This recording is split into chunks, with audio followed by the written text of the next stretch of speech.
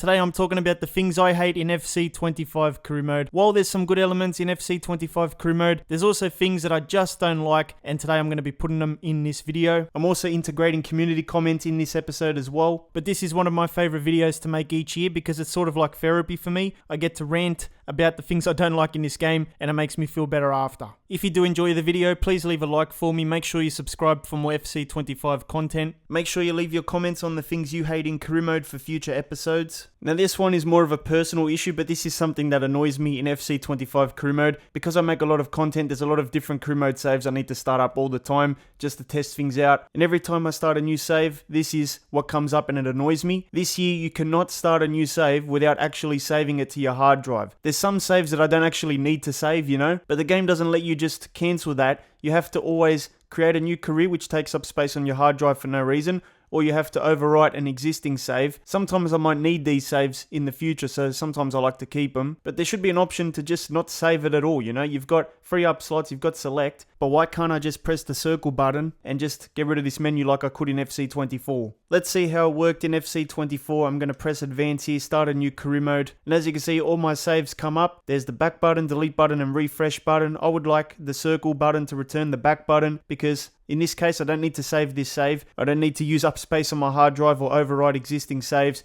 I just have to hit the back button. And there you go, you can just jump into the save and save it later on if you want to. I don't even know why they changed it. It's not something people wanted to change. One thing I hate in career mode is the fact that there's still no practice match feature in the mode. I'm doing a career mode at the moment with Manchester United, and it would be nice to go into the practice arena, do a practice match to test out new formations, new players in certain spots as well, and just see how your players perform with different formations and tactics. At the moment, you can't do that. You have to waste games in the Premier League tinkering around. You have to waste games in cup competitions.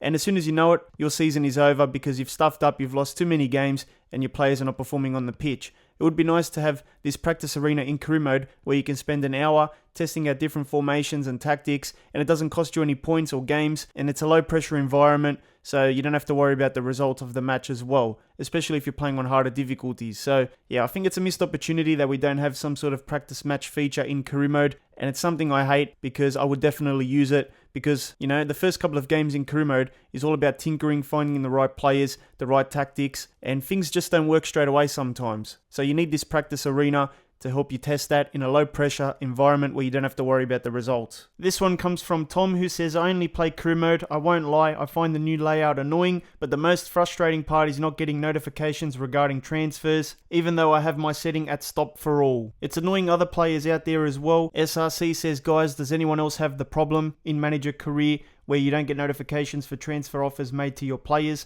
I missed out on some offers for my players because of this. In FC24, you would be simming the calendar and then the game would stop and then it would tell you about a transfer offer, which is a good thing, lets you know that there's offers there and you can deal with those offers. I'm going to see how it works in FC25. Okay, so we have some offers, but the game doesn't actually take you to the offers screen like it would in FC24. You sort of have to find it yourself through the task list. There's also no notification thing that comes up at the top of the tab to let you know that you have some sort of notification. And then if you check your inbox, there's no actual offers here like in FC24. You would see your inbox flooded with transfer offer emails, so that's not good. And you have to go back to the task list, click on see all tasks, and then see your transfer offers there. I don't like this system. Look at that. It takes you to the transfer hub. So many people are going to miss out on so many transfer offers because you have to actively search for it every time. The game doesn't just take you there or give you an email or a notification. If your task list is all clogged up like mine is at the moment, you won't be able to see it because it's not even a part of the inbox as well. This one comes from Johnny, who says, I started a career with Sevilla and one of the objectives is to get 25 home wins this season. How am I supposed to do that when you don't even play 25 games at home in a season, league-wise? That's the reason why I play with the no sacking feature on, because otherwise you get these unrealistic, sometimes stupid objectives that don't make sense, and then you get sacked for no reason. So yeah, I just play with no sacking on, don't have to worry about these kinds of objectives anymore. This one comes from Too Hottie Entertainment. When I'm sorting my team out, I've noticed you can't press square to adjust the players and move them around or even switch them from different positions, example right mid to right wing, unless there's a new way of doing it. If you can't change it, that is crazy. That was one of the most underrated features in career mode. I did actually notice that this wasn't possible in the game anymore because I did try it, but I remember in older games like FC24 for example, you could basically press the square button on any of the positions and just make the player move anywhere you wanted them to on the field, as long as they're not interrupting another person's spot. So as you can see, we're doing this weird formation where we push midfielders up, we push strikers all the way up, we can adjust our right mid and left mid, even the fullbacks, the centre backs. And I did like this feature, I did use it. Sometimes you need a left mid to be a little bit higher. You can't do that this year with the adjust position feature because it doesn't exist. So it definitely was an underrated feature.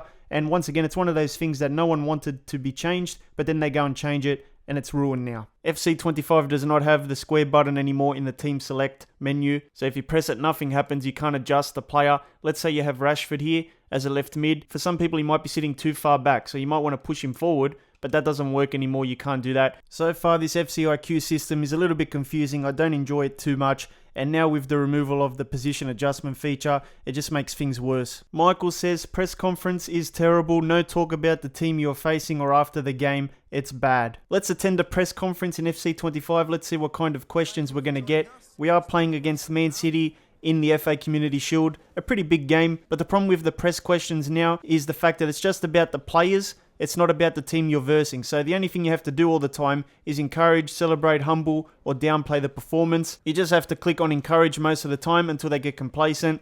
And yeah, I would like to have more questions about the team you're versing. But these days, it's just basically a feature that lets you boost the morale of your players. It doesn't ask you about any off-field situations that might have come up as well. So they can definitely improve this. When they do mention the team, like in this example it says with Man City, it will likely be all about ball control, possession and smart play. They usually revert it back to a player. So it says here, you worried their style might be too much for Casemiro. So it becomes about Casemiro. It doesn't really become about the opposition. Imagine if you could downplay Manchester City or say something like you're scared to face them, or even have the ability to pump up your whole team instead. Ollie Max says, every other press conference I'm getting asked about my goalkeeper being played in the goalkeeper position as if it's some sort of radical change. Yeah, some questions, they don't even make sense, you know. I know these questions are probably just like AI driven questions, but sometimes they're not even worth doing. Elias says that the new layout for career mode is just stressful to use, cannot get transfer negotiations to pop up in the inbox, which is frustrating, which is what we spoke about earlier in the video,